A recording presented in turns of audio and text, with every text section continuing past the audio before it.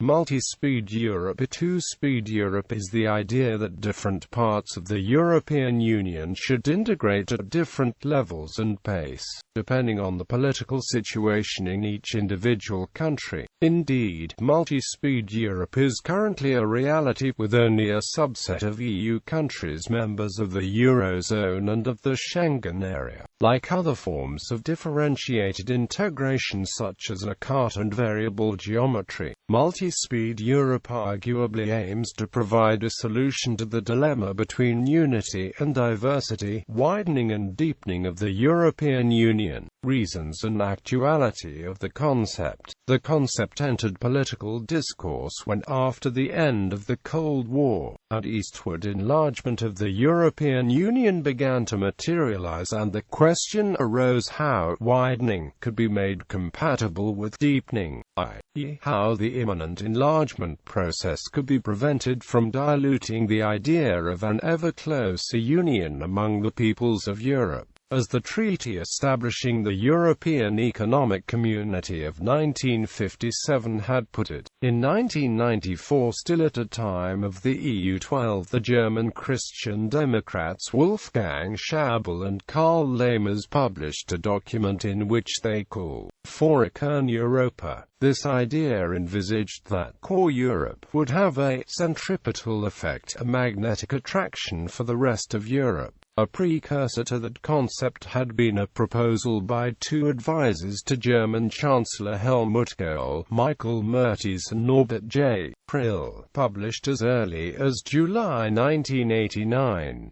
Mertes and Prill called for a concentric circles Europe, built around a federal core consisting of the EU6 and like-minded EU member states. In 1994 they partly revoked their original idea, arguing that the post-Cold War EU would rather look like a Europe of Olympic rings than a Europe of concentric circles. The multi-speed Europe concept has been debated for years in European political circles as a way to solve some institutional issues. The concept is that the more members there are in the Union, the more difficult it becomes to reach consensus on various topics, and the less likely it is that all would advance at the same pace in various fields. Intermediate forms could be limited to some areas of close cooperation, as some historical examples are given below. It is also possible now for a minimum of 9 EU member states to use enhanced cooperation, but this new framework has been used only once. A second proposal, a unified European patent, is nearing completion with only 2 countries not participating. The idea of a multi-speed Europe has been revived because of the following initiatives: the Euro with 19 EU member states and one more in ERM2. All but 2 states have agreed by treaty to join, but at least one of those treaty signatories has made no further steps to do so. The Schengen Area Treaty, leading to a common border for many EU states but which includes 4 non-EU members: Norway, Switzerland, Iceland and Liechtenstein. It is often asserted that Ireland only reluctantly agreed to stay out of the treaty to avoid creating a physical border between the Republic and Northern Ireland because the UK had refused to sign. Other initiatives limited to some states, such as the European Defence Initiative and Prom Convention.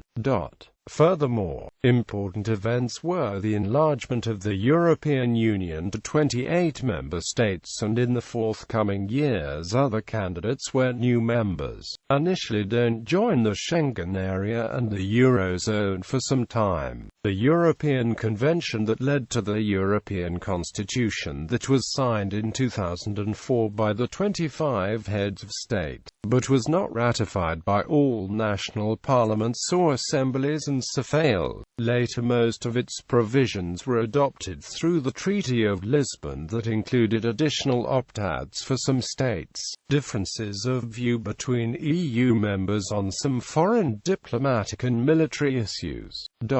The Economist in a 2004 article compared the variances of Europe to a lake that has many deep parts and many shallow parts. Currently in the EU there are the following cases of non-uniform application of the European Union law. Overview of non-uniformity inside the EU. Ex-member C. Conditions to be fulfilled before joining a candidate. O. Non-member. Participation of European countries in EU integration initiatives. For integration activities not initiated by the EU. See European integration. A number of countries have special relations to the European Union, implementing most of its regulations. Prominently there are Norway, Iceland, Switzerland and Liechtenstein, which are the only remaining EFTA members, while all other former EFTA members have converted into EU members. Through agreements, Norway, Iceland and Liechtenstein are members of the European Economic Area since 1994.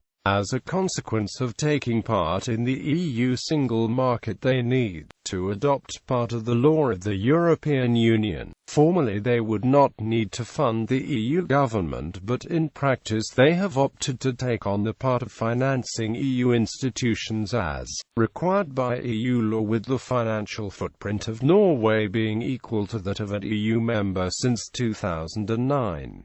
Especially Norway and Iceland are known to forfeit EU membership on the basis of EU fishery regulations that they want to opt out on. Both Norway and Iceland have signed and implemented the Schengen zone agreements. During the turmoils of the financial crisis, Iceland was looking into membership of the eurozone, and it did formally apply to EU membership in 2009. Norway has joined all EU political treaties and it has applied to EU membership multiple times, but while fulfilling the requirements, the government was vetoed by public vote in their own country in 1972 and 1994. This leaves Norway to be integrated into inner Europe's institutions while not being part of their governing body. Ex-member C. Conditions to be fulfilled before joining. S. Unilateral adoption, participation through another state who is a member, some instrument signed, but not yet ratified.